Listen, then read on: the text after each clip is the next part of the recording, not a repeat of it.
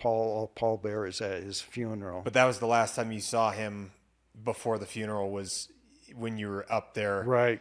for the event. So we had to go down to North Carolina for the burial. He now has been, his wife died. She stayed there at Fort Leonard Wood.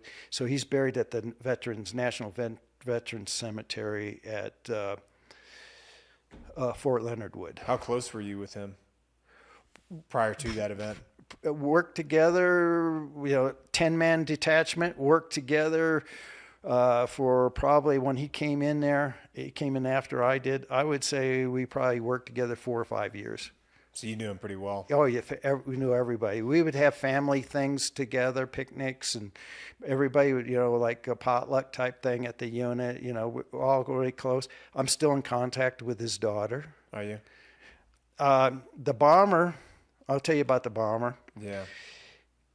He had nothing to do with Senator Dole's visit. At all? Now, his estranged wife worked at the bomb at the bridge was a test bomb.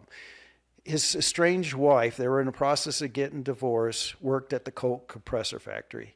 He wanted to shut the compressor factory down for a period of time so that she would be out of work and would come back to him because she had no money.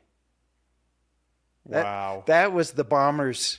It was a purely selfish reason. So he went to jail. As he should. And he died in jail.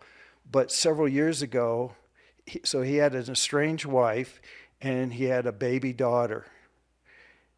Several years ago, his daughter contacted me, emailed me. Really? Yeah. And his daughter wanted to know what her father did. She was an infant. Wanted to know, she heard stories about what her father did, but wanted to know from me what was a true story. So I told her, I gave her copies, PDF copies of the newspaper articles, and I gave her a copy. I write everything up. I got a detailed report. So I gave her a copy of my report of what happened. And you wrote a full report on that? Yeah. And of course she apologized for what her father did, but she was a baby. Yeah, she had been, yeah. But to be it was when she contacted me.